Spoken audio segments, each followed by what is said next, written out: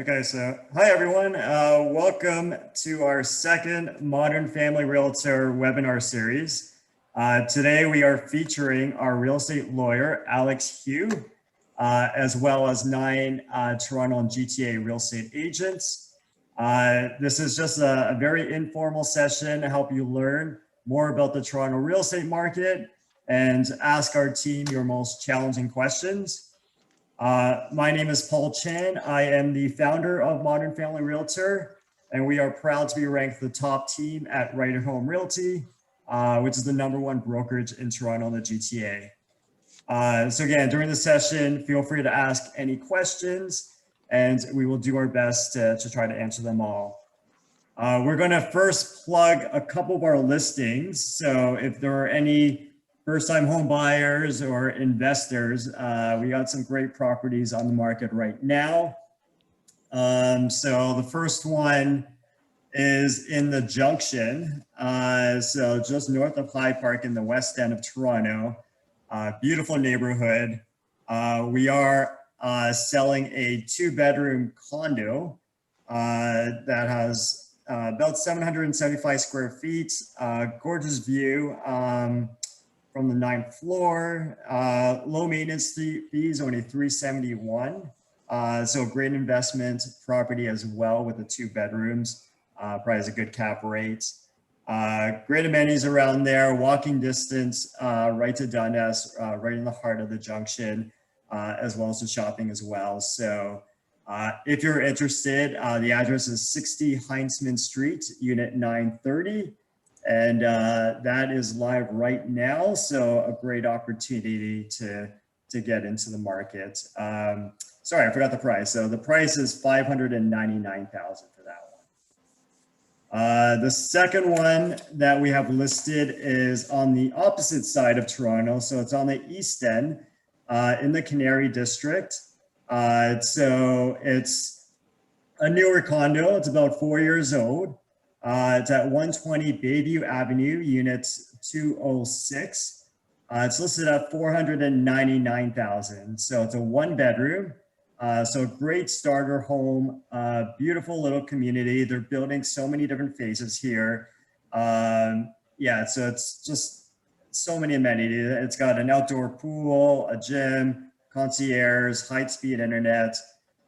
So a lot of great opportunities for first-time home buyers or an investor. It's a very popular neighborhood, and investors would love to rent this out as well. So if you guys are interested, feel free to reach out to our team, and we can book showings on your behalf for these properties. So we're going to start off, just everyone to get to know our team a little bit better, and our special guest, Alex.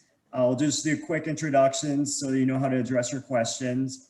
We'll start with our special guest, Alex Hugh. Alex, you want to tell everyone a little bit about yourself?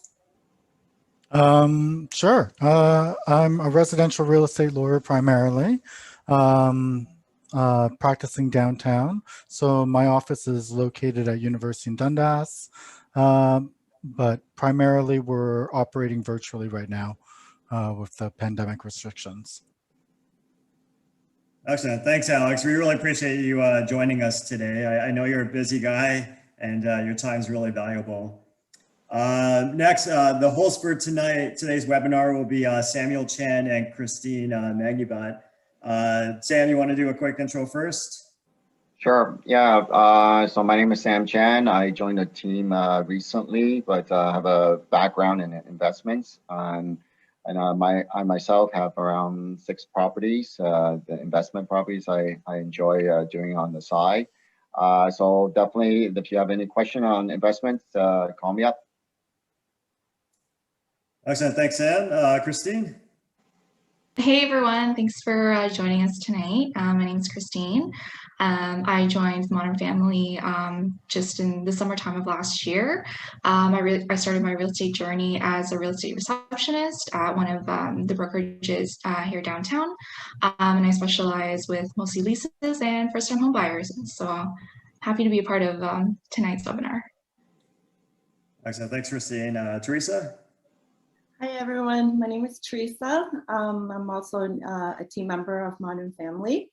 So my background is originally in finance and accounting. I used to work in public accounting at Deloitte for a number of years. I also have a CPA, a CA CPA designation. I specialize primarily in residential real estate in Toronto and the GTA. I tend to have more clients on the West End just because that's where my home base is. And I deal a lot with investor clients and first-time home buyers as well. Thanks, Teresa. Jordan? Paul, hi, my name is Jordan Martin. I joined Modern Family about 6 months ago.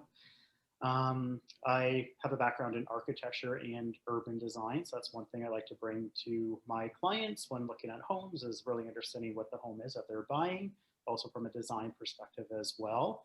In addition to that, I work with a lot of first-time home buyers, and I work both in downtown core and the GTA as well. Excellent. Thanks, Jordan. Albert?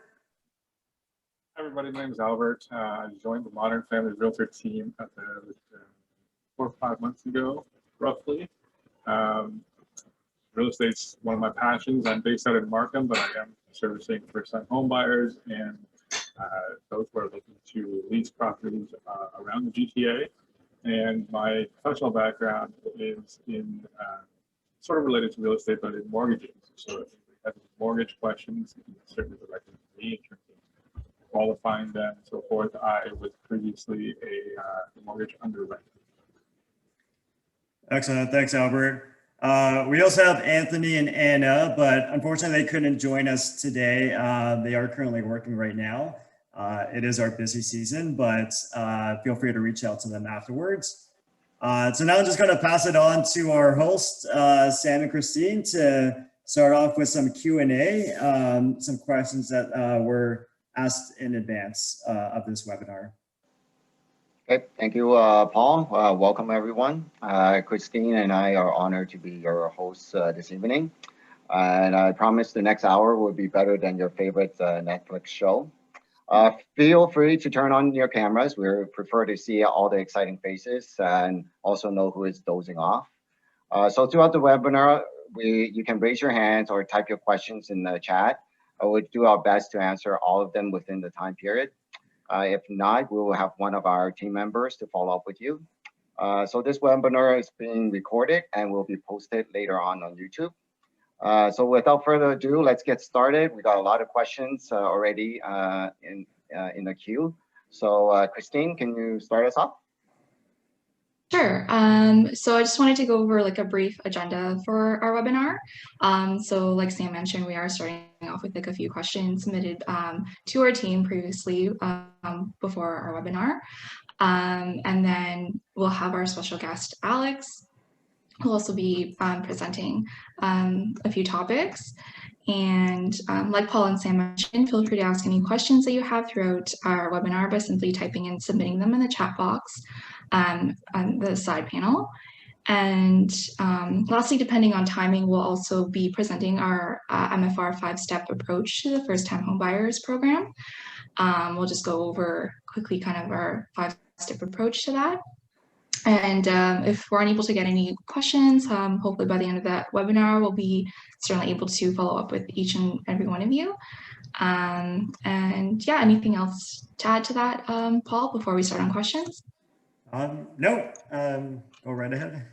Okay, so our first question that we have is, what do you anticipate happens over the next 6 months, 2 years, and 5 years in regards to single home families in Toronto? Are prices going down, staying flat, or going up? And what do you think interest rates will be over the same period? We'd like to direct this question to Paul, I guess. Excellent. Thanks, Christine. So that is the million-dollar question. Everyone is really kind of putting their weight on what's happening right now. There's been a lot of recent developments that could indicate kind of what's going to happen over the next year or so. Long-term, 5 years is really hard to predict, but what we see in the next year, starting off, I guess, with the most recent news, the Bank of Canada announced yesterday that Canada is planning to raise interest rates as early as next year.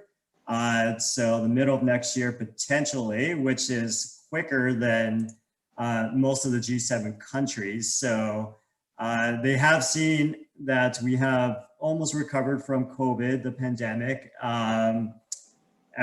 Growth inflation is pretty high. GDP they predict is over 6%.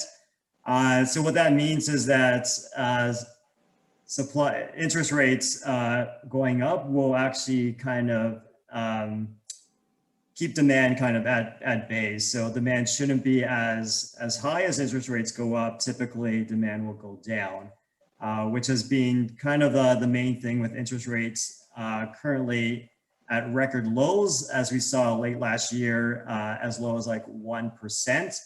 But they have gone up. So over the last couple months, it's increased about 50 basis points, and that's kind of softening demand already. I spoke with TD Bank yesterday. Just to give you an idea, interest rates currently at one of the top banks is 1.38% for variable rates. So variable rates are still really low. 4-year fixed rates are the best rates that they're offering right now at 1.85%. And 5-year fixed rates are at 2.3%. So if anyone's interested in financing, we have a lot of great mortgage advisors that can assist with that as well. So as interest rates go up, demand will kind of sever down. So that's going to kind of dampen the market a little bit. OSFI's put in some new rules as well with the stress test. So purchasing power will go down as of June 1st. The stress test is going to go from 4.79% to 5.25%.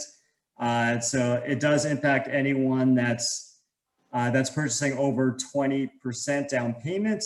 They won't be able to purchase as high as they could right now. So that might dampen demand as well. So as you know, supply and demand's been the main indicator for the price growth.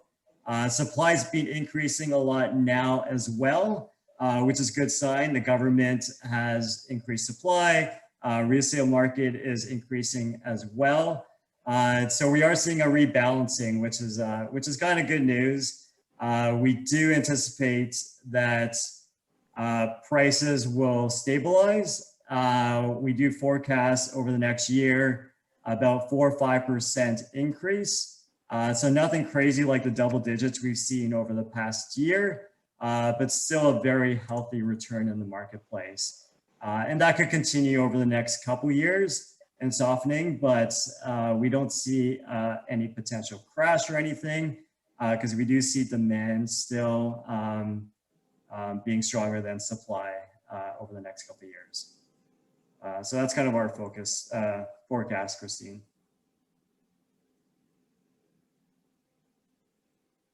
All right, perfect. Thanks so much, Paul. And then we have our second question. What are some factors to consider to maximize the selling price of your home? In regards to like Jordan would be able to answer this question. Yes, thank you, Christine. That's a really good question. So one of the first things I always tell my clients is stage, stage, stage. So one thing you want to do is declutter. That's one thing we offer at Modern Family Realtor is if you were looking to sell your place, one of the first things we do is we have a consult with you. We'll do a walkthrough of your entire space and how can we really bring it to life. Sometimes it's keeping what you have in the space and just trying to enhance it. Other times we might say, let's actually take everything out of there and let's bring a stager in, and we bring a stager in and we really try to focus on what is the style of your building, what is the style of your interior space, so your cabinetry, your floors, and we'll pick a style to tie all that together. Then with that, we focus on getting really good photography. So the photography not only focuses on the space, but also the context around it. So are you, let's say in Queen West, so what's the connection to? Sometimes we get photos of the surrounding area. Do you have a view? So we'll get pictures of the skyline if you have that. So that's really a big, big key piece. Another one too is, let's say your appliances are outdated. We might suggest maybe getting new appliances for this space. So really try to modernize it, make it fresh, make it a space where somebody can move in, especially if it's a condo where they move in, they're like, wow, this is move-in ready and I'm all set to go. It doesn't even need a paint job. So that'd be the number one thing that I'd really focus on if you're gonna list your place and really try to get that aesthetic and that feel where it needs to be. And that'll really drive the number of people that would likely look at your place as well. Okay, thank you, Jordan. The next one, we have one for Alex, our lawyer. What's included in the closing costs, especially in pre-construction homes? What's included in pre-construction closing costs? Yep, just overall closing costs as well as pre-construction. What are the differences? So like closing costs normally get broken down into legal fees, disbursements, and taxes. Disbursements are payments made to other organizations. So for example, if you're buying in the city of Toronto, then there has to be specific applications submitted for tax purposes, and that costs like $80. If you're registering something on title, you have to pay the government a fee for registrations. Courier costs for transferring keys or documents, title insurance, that's paid to another company. So the biggest part for most purchases are generally a house, like the taxes that go into land transfer. That can be quite significant. If you're a non-resident, there could be significant taxes there. But generally, the components that make up a transaction are the legal fees, disbursements which are paid to other organizations, taxes, regulatory fees, and adjustments, which isn't technically a fee. It's so, how to describe it? If you're buying a condo and you're buying it on the 15th of the month, then the seller has paid the condo fees at the beginning of the month. So you're paying the seller back for half of the monthly fees which you'd be occupying the property for. So it's not really a fee because you're kind of repaying the seller for costs that they've already paid out. Okay, thank you.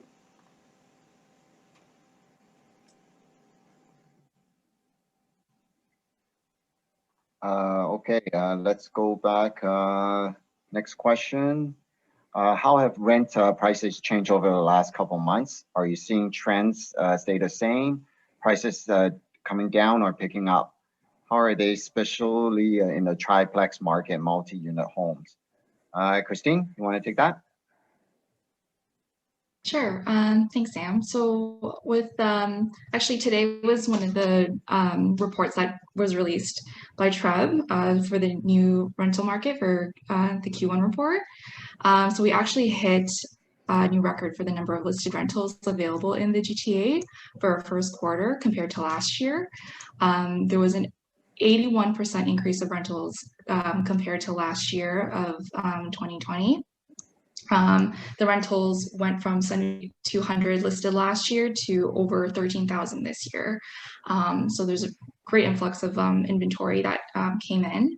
But as we've seen this past year due to the pandemic, there are more rental listings and a decrease of the rental price. So with the average right now, one bedroom listings, they average around $1,820 a month. And compared to last year, which was around $2,100 a month, that's nearly a 16% decrease in rental price.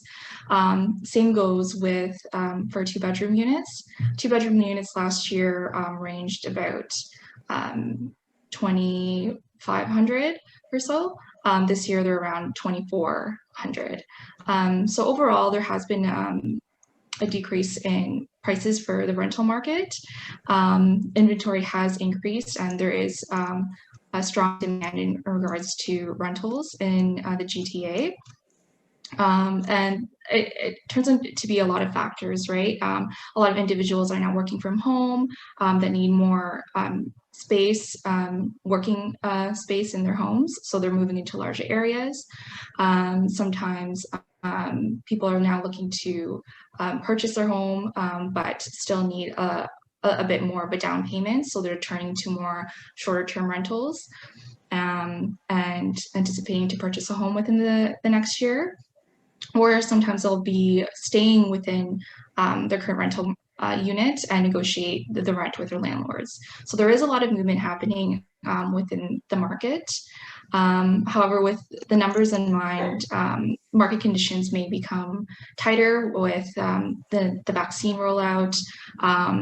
This could cause like a decrease in inventory with borders opening and potential increase in immigration starts happening. So yeah, in regards to that, there has been a decrease in prices for both condo apartments and multiplexes. So now would definitely be the time to try to take advantage of that. Okay, thank you. I'll move on to the next one. What's a good timeline to consider refinancing your home? Albert, do you want to take that one on? Sure, thanks, Sam. In terms of refinancing home, there's generally a few reasons why you would want to, but it really just depends on what your plan is for why you want to refinance your home. If you're looking to, save on costs, for example, like interest costs, right now interest rates are lower than they were a year ago or even before that. So if depending on what your interest rates are now, it might be cost effective to you if you're looking to save on paying interest to possibly refinance your mortgage. Things to consider, however, is that there's obviously legal fees in order to re-register the mortgage, depending on what your original mortgage looked like. There are other options to consider depending on what your original mortgage looked like and who your mortgage was with, because different institutions do register mortgages in different ways. So that's one factor to consider. If the difference in your interest rate currently and the rates that you can now is, as a rough estimate, 1% or more, it might be worthwhile for you to refinance your mortgage. But furthermore to that, it really depends on what you are looking to do, whether you're looking to just save money in interest, if you're looking to draw funds to home or consider investment or possibly consolidate debts. There's many factors for you to consider on whether or not this is the right time. Interest rate being one of the major factors, because obviously the higher the interest rate, the more it's going to cost you in terms of borrowing these funds from your equity.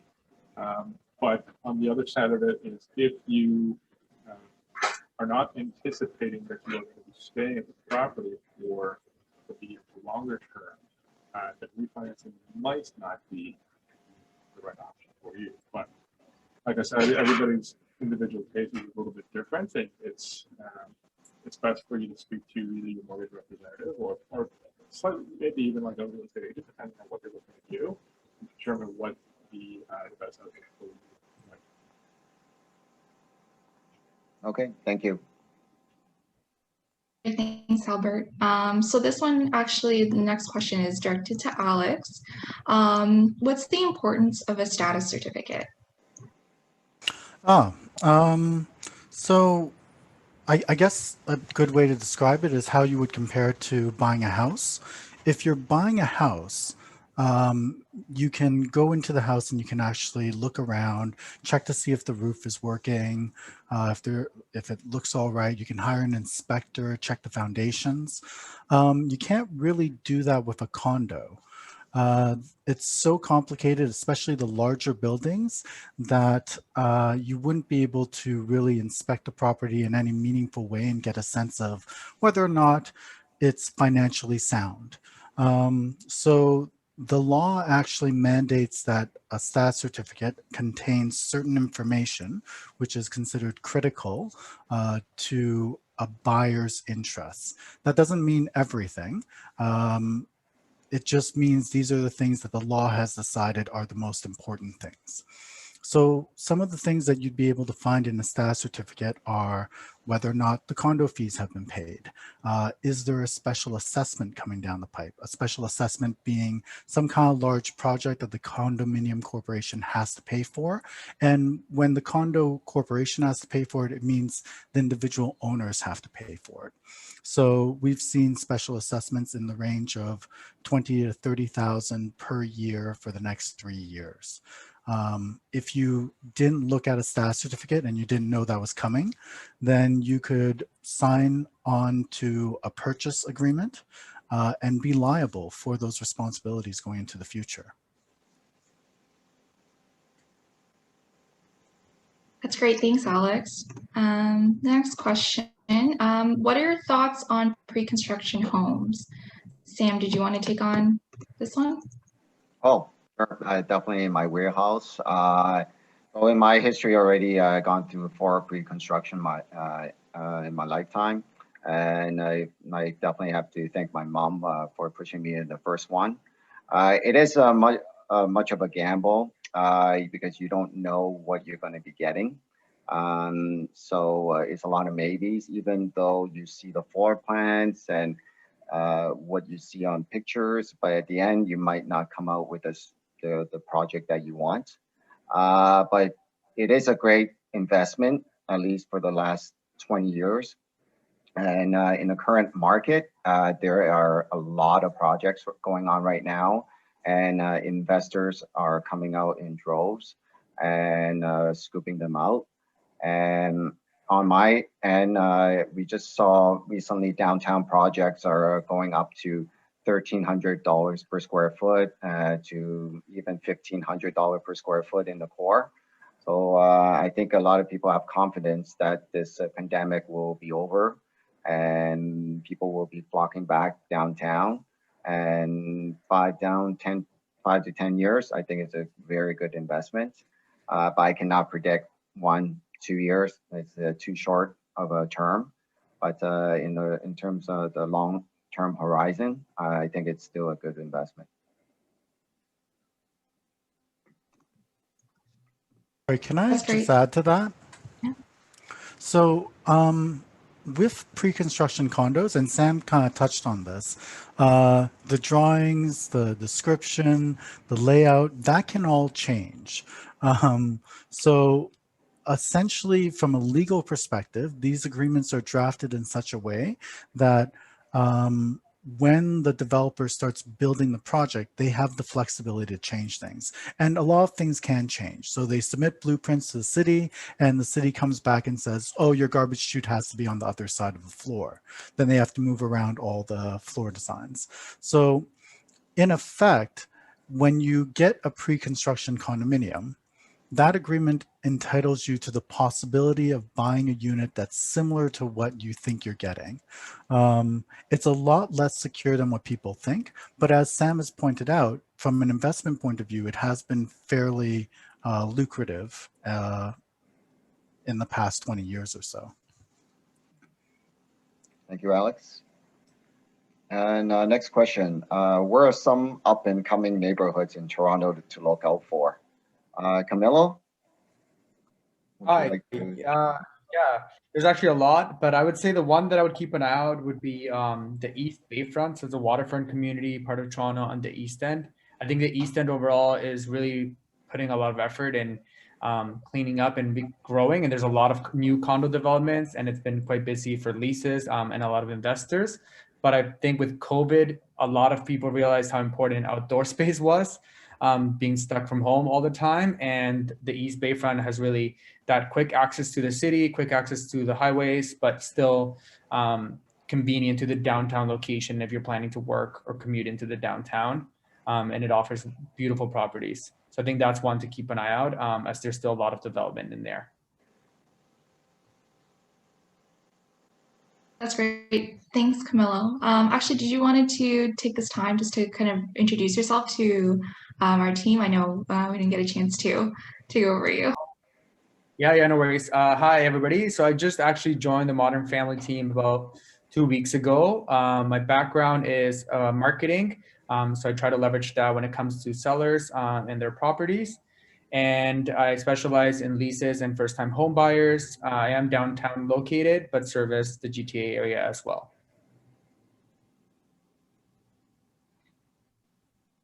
Perfect. And then, yeah, so for at this time, did you, Alex, did you want to take on and just kind of speak about the 3 topics that you wanted to present? Sure.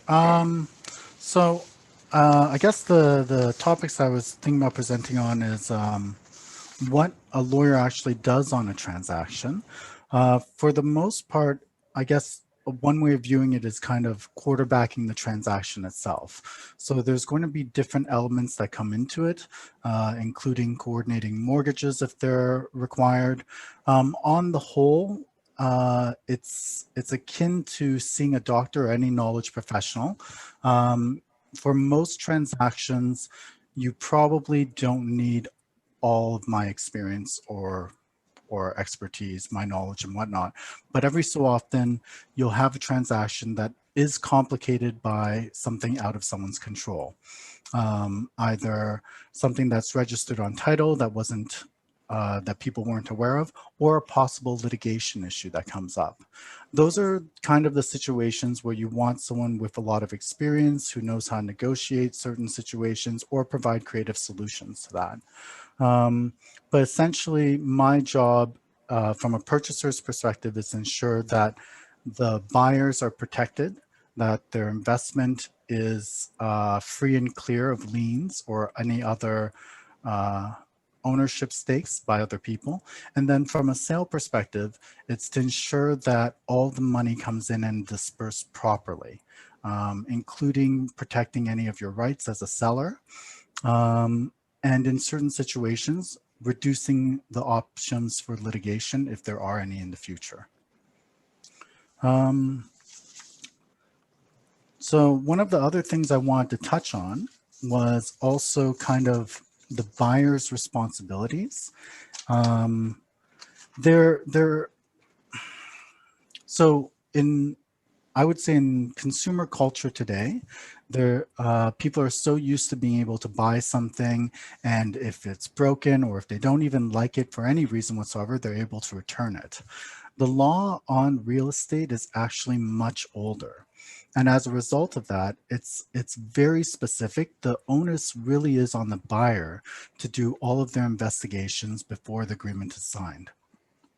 The legal stuff is separate, but when I say investigations here, I mean like investigations into the property.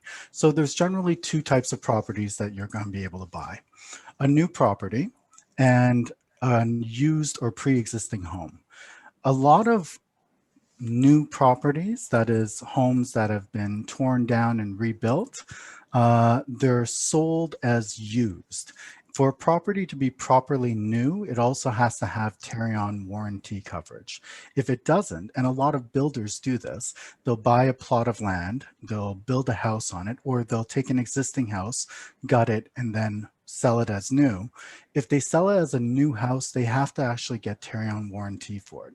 Most of the time, a seller will live in the property, or well, they're supposed to live in the property. Sometimes they don't even do that, and they'll try to sell it as a used property. The reason why they're selling it as used is it basically reduces their liability as the seller.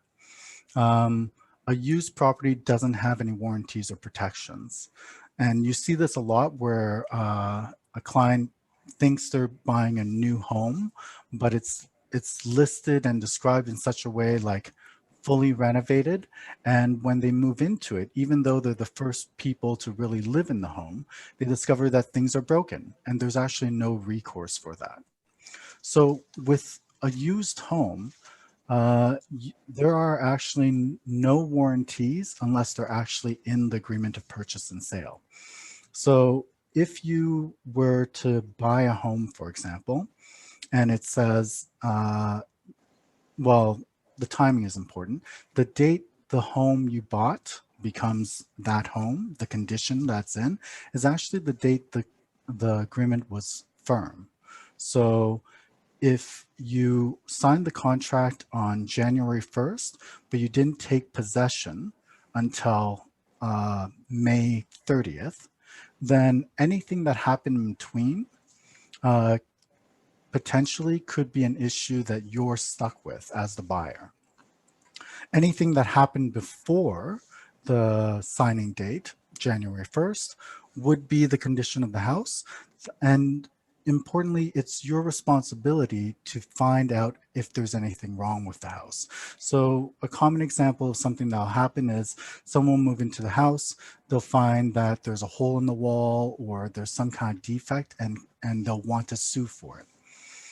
If you think about buying a property, and let's say there was mold behind the walls in the bathroom. The seller may not know about it. The purchaser certainly wouldn't have an opportunity to find it. That's why you're actually required to get a home inspector. Sorry about that. So even things that may not be readily discoverable is actually still the purchaser's responsibility. And that's huge. That means that like things that are hidden, if you don't check every window, every door, all the faucets, the lights, all the switches, the furnace, that's often a big thing. If you don't check those and a few days after closing, you move in and discover that things are broken, there's actually very little recourse to get them corrected. So I think there is this emphasis on purchasers that if you are going to start the process of looking for a home, you really have to kind of be aware that it is your responsibility to check everything you can. And even the things that you may not be able to see up front, you might be responsible for. Okay, thank you, Alex. Okay, let's dive right into some of the questions right now. And let's go right back to the top from Tyler. Would you recommend to a client to replace the Kiddick plumbing prior to listing their house, especially if they're considering bathroom renovations? Paul, would you like to take that one? Yeah, sure, Sam, thank you. So that is a great question. We actually just had a client sell a property this year that had Kitech plumbing. For those of you who are not aware what Kitech plumbing is, it was a material used in the late 1990s, early 2000s as a type of pipe in properties. So you see it in condos that were built in that period, townhouses, detached homes. So it was pretty standard throughout that decade. So we then figured out later on that potentially under Kitech plumbing, under excessive heat, it could potentially burst and create a lot of water damages and issues. So a lot of those properties that were built within that decade have potential, still have Kitech plumbing in there, and a lot of corporations are now replacing it. So it really depends on your clients. So typically, depending on the size of the property, it could range from anywhere from like $5,000 for a small condo up to $15,000 or $20,000 for a house to fix up. And also depends on the timing, because it could take a lot of time to replace it all, and then they may have to kind of renovate afterwards. I know you mentioned they're doing bathroom renovations, so it may be a good time to do that because it would be included either on the stat certificate or on the home inspection report regarding the Kitech plumbing, and that could deter some buyers as well. In our situation, we didn't actually fix it because of timing. We did need to list the property sooner than later. So we addressed it with the buyers and was able to kind of negotiate a small price reduction in order for them to kind of fix the Kitech plumbing on their own. So it wasn't too much, and it really just put the onus onto the new buyers, and they were happy doing that. So it really depends on which buyers. Some are fine with it. It hasn't had any issues in the last 15, 20 years, but some may want it replaced. So that's kind of the issue with Kitech. I know it's specific, but if you want, reach out to me afterwards and we can discuss your particular situation and advise better.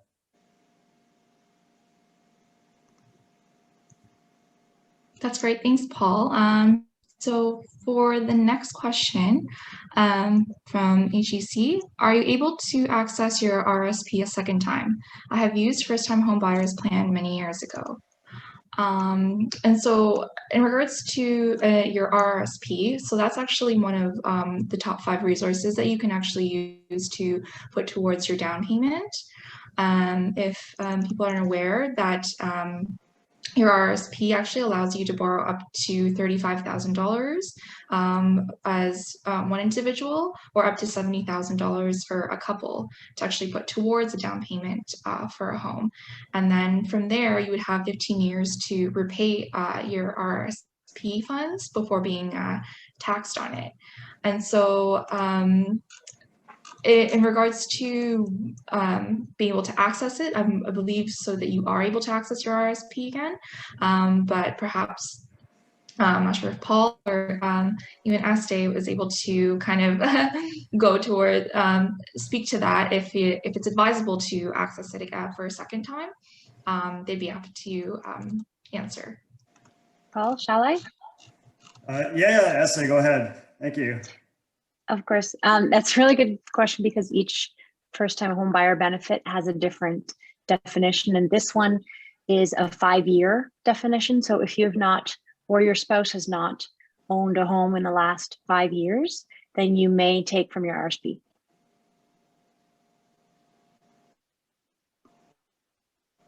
That's it. Thanks for clarifying, Este. Okay, and then for our next question from Kareem, what strategy would you recommend to take with a tenant who is asking for a 16% reduction in rent, or they will leave? So in regards to strategy, I know there's a lot of tenants right now that are requesting a reduction in their rental price from their landlords. So a couple of things that you can discuss and communicate with your landlord is the availability of listings in the GTA. So there has been an influx of inventory in the city. So you can talk to them about either reducing the price of the monthly rent that you have, or they run the risk of having to put their unit up for lease again, and then have it vacant and sit in the market for a longer period of time.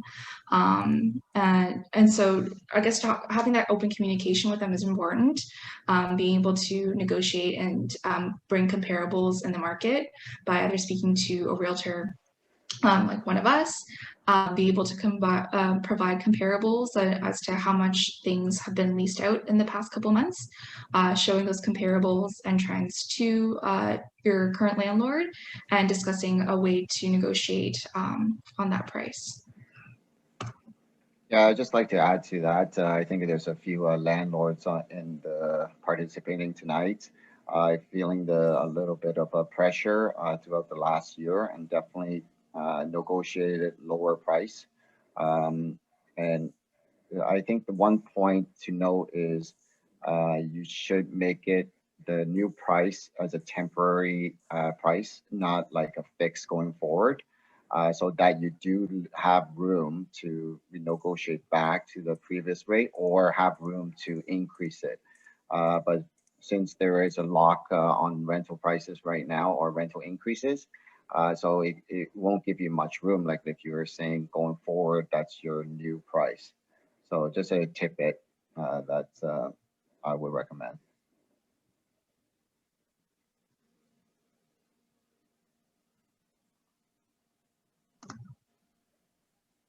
Thanks for adding to that, Sam.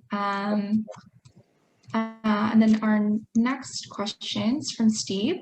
Are there still affordable areas in the GTA for first-time home buyers for townhouses? What price range would they be?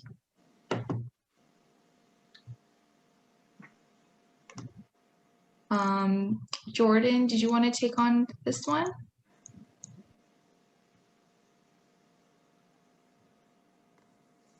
You might have stepped off. Maybe Paul, do you want to take that one, since I think you just sold another townhouse too? Yeah, we just sold a townhouse this week. It was on the east end of the city, which we do find a little bit more affordable compared to still the downtown core and the west end. Even North York is still getting a little bit more pricey as well. Even as far out, if you are looking Scarborough, if you want to stay within Toronto, is still pretty affordable. And we have clients looking as far east as like Ajax and Pickering, and those seem to be pretty reasonably priced as well. Prices, we're still looking $500,000 to probably $700,000 in those areas. But we've also sold townhouses recently that are in the city that are over $1 million. So 1 million to 1.7 million. So it really all depends. There's condo townhouses, which tend to be a little bit cheaper, but you have the maintenance fees, and there's freehold townhouses that don't have the maintenance fees that tend to cost a little bit more as well. So reach out to the team. There's so many different options available, and we can identify kind of the best option for you.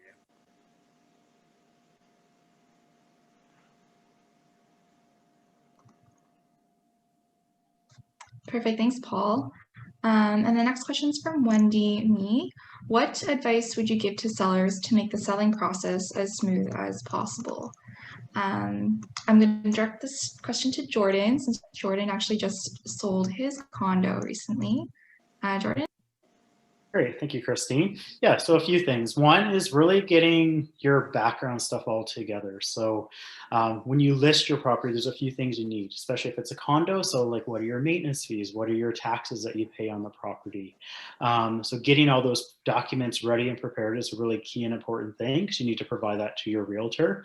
Another one is working and establishing a timeline. So what works best for you in terms of selling your property? You might be buying something in addition. So are you buying before? Are you going to buy after? So that's an important question you need to ask yourself, but also talk to your realtor about.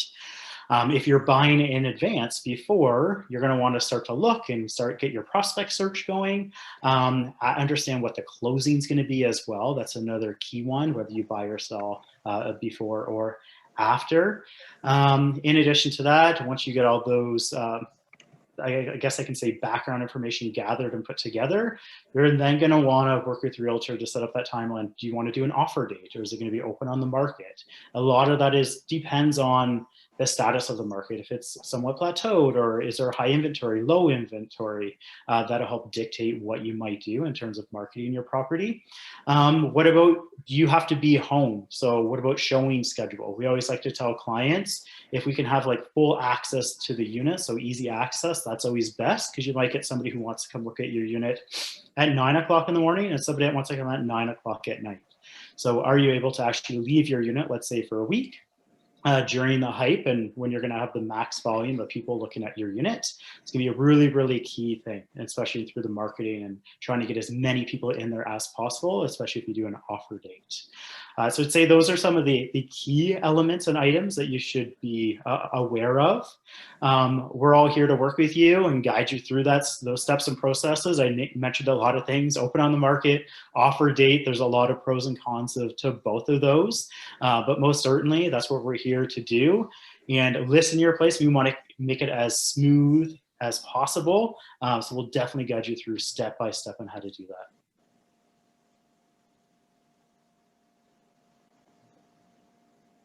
Perfect, thanks for answering, Jordan. And everyone, yeah, feel free to keep asking more questions in the chat box. We'll be kind of going over through our 5-step first-time homebuyer program, just our 5-step approach now. And if you have any questions throughout that presentation, we can certainly answer those as well.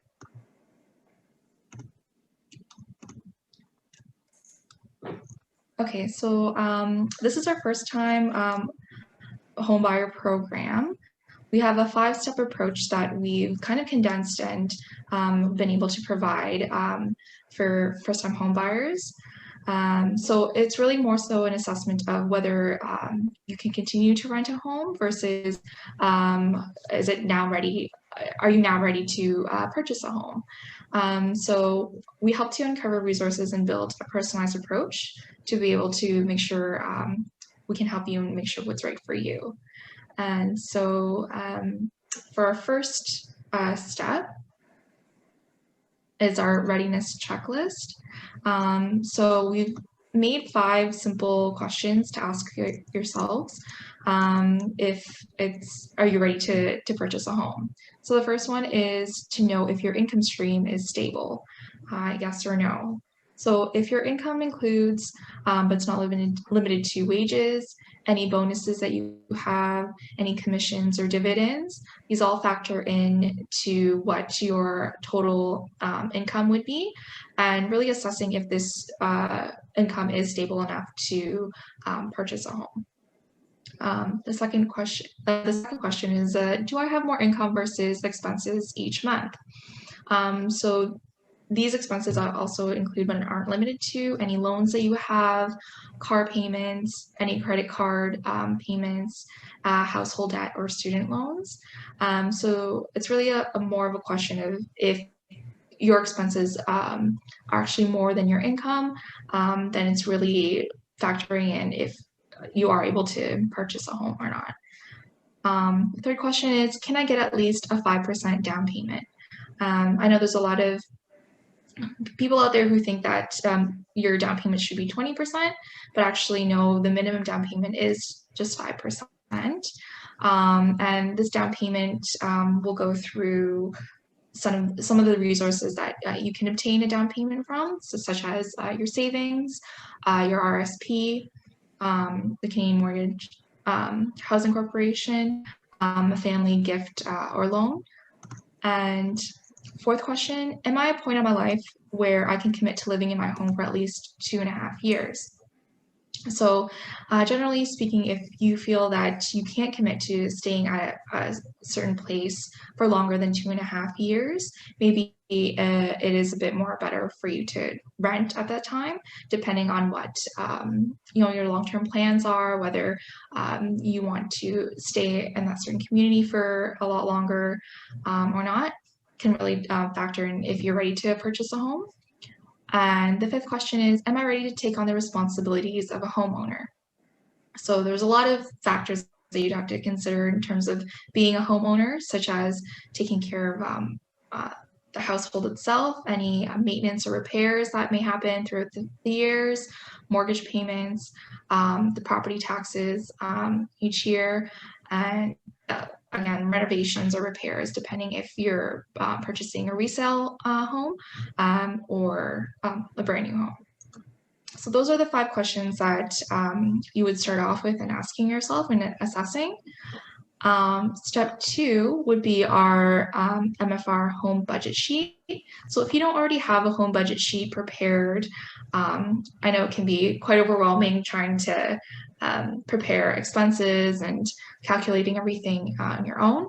So we've actually created our own Modern Family home budget sheet prepared. So we have a downloadable template for you to download and just plug in the numbers yourselves. And some of the areas would be what costs are associated with purchasing a new home.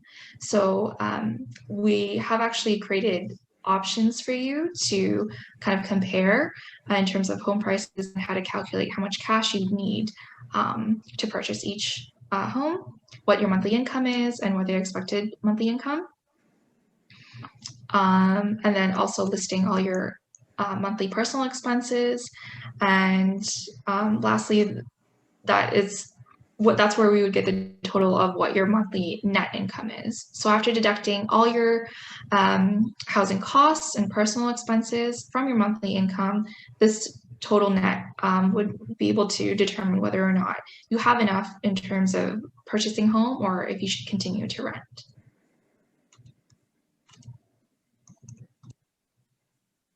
And then, so we've actually gone through some case studies as well, just given a breakdown of some of the 1-bedroom listings that have sold recently in the past year. And sometimes you can actually see that with a 5% down payment in regards to 38 Joe Schuster Way, came to about $2,200 a month. So with an additional $146 a month, you can actually end up owning the home as opposed to renting it for $2,150. And then if you had a larger down payment, you'd actually have savings of $384 a month. And the same kind of goes with the 1 bedroom for 32 trolley court. The purchase price was for $442,000 compared to a monthly rent of $1,850. If you were to actually purchase the home and pay for an additional $300 a month, you can actually end up owning the home and have a monthly payment of over $2,100 a month. And so step 3, Sam, did you want to go over kind of where we can find the resources for down payments? Yeah, for sure.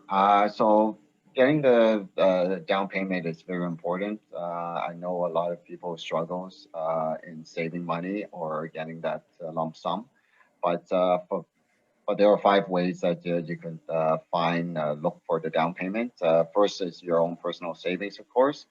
The second, family resources. If you nudge on your parents, and that's what a lot of parents are worried about too, that their children cannot afford to purchase a home in the future. So what they do, they are either saving or purchasing the pre-construction condos for their children. The third is any government assistance programs.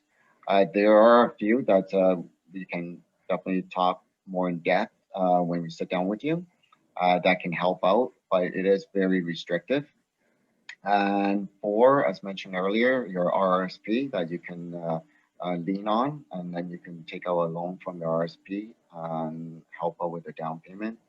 And the bank can also help out on that.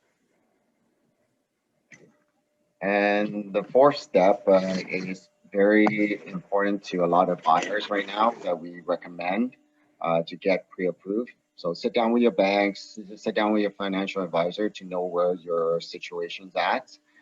Because due to the markets being so hot right now, even though you're buying a house at $1 million, and when you go to the bank, they might not value the same way, and then they might not lend you the same amount of money that you first negotiated. So definitely talk to the experts. And as you can see the presentation, we have 3 partners that we work with. We're happy to send you those contacts after to make sure you go get your pre-approval prior to purchasing any homes. And step 5, we'll sit down with you, go through your wish list, go through your wants, and make sure to prioritize them properly, and then start the search. It is very challenging times right now, but with patience, we can definitely find a dream home.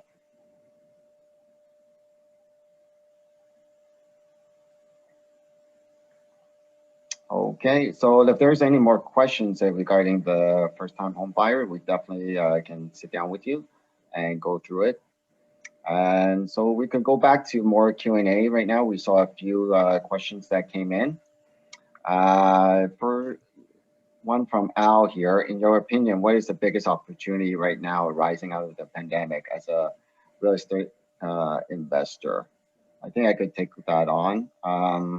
So last year, definitely we saw a lot of people moving out to the suburbs or outside the core.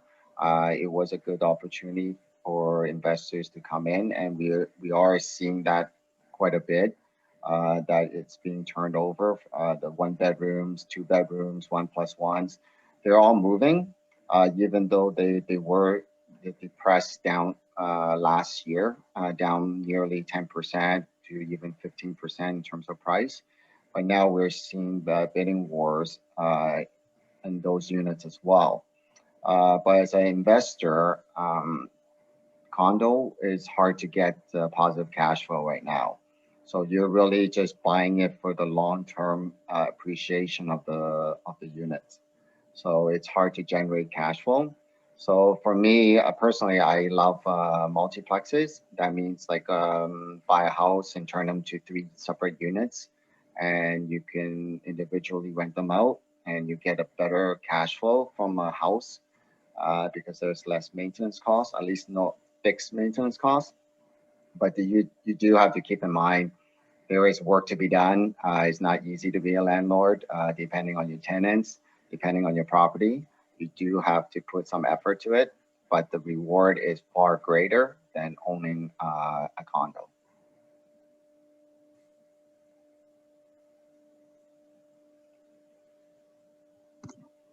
And next one, we've got a question here. Thanks in advance. Is it a good idea to borrow from friends or family for down payments? Low interest personal loans. Paul, you want to take that one on? Yeah, sure. Thanks, Sam. Yeah, that really depends. It's obviously in terms of your relationship, dealing with friends and family could be challenging, but it is very common. So as generations are passing down their wealth down to their children, we do find a lot of millennials are getting assistance from family domestically and internationally as well to help purchase the first properties. From a financing perspective, a lot of the scenarios, we don't do it as a personal loan because it could impact their debt to equity ratios. So depending on the relationship, you can actually gift the money for the down payments without any kind of tax implications. So that might be a better way to borrow. If you do structure it, you may want a lawyer like Alex to help structure if it is a kind of a personal loan and set like an interest rate, and then you could deduct it as well. So there may be advantages there too. But it is a case-by-case basis. So feel free to reach out to any of the 9 agents and we can really kind of go over the details to see how it's best structured in your particular situation. So I just wanted to kind of add to that, if that's okay. If you are getting a mortgage on a property, most times a bank will require that no portion of the transaction costs come from someone outside of the buyers or the lending bank. That means you can have gifts. They might allow personal loans, but some banks actually specifically require that all the money be the purchasers, so that has to be a gift, and that can't come in the form of a loan. So that is definitely something that you would need to check with a bank first before kind of committing to getting a loan from a family member or friend. Okay, thank you.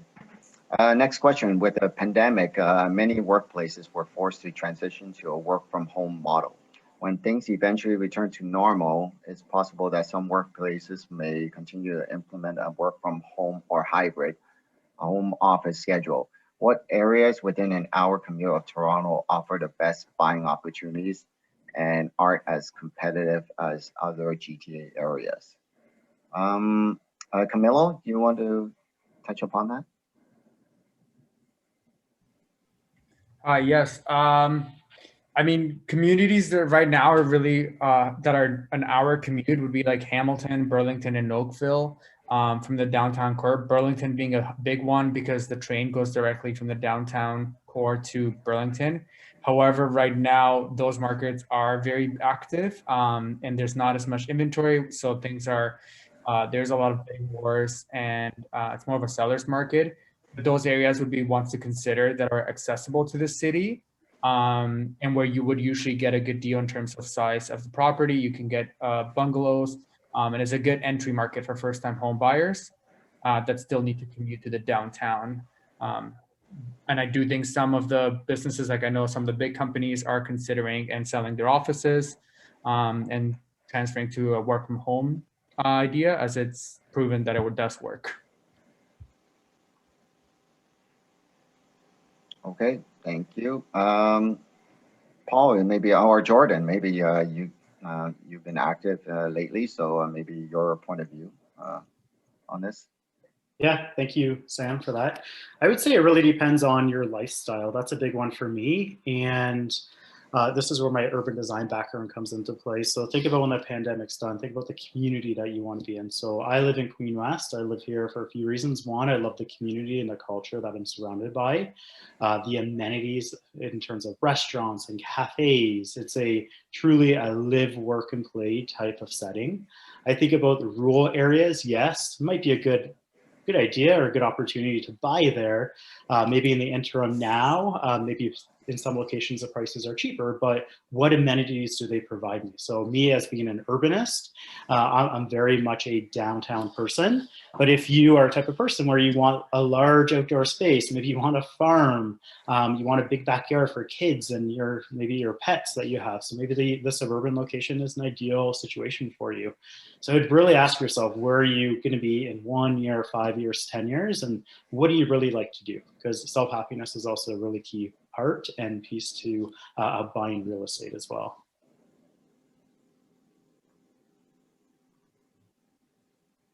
Okay, next one. Is it good to buy a home over a condo? Can you please explain how and why?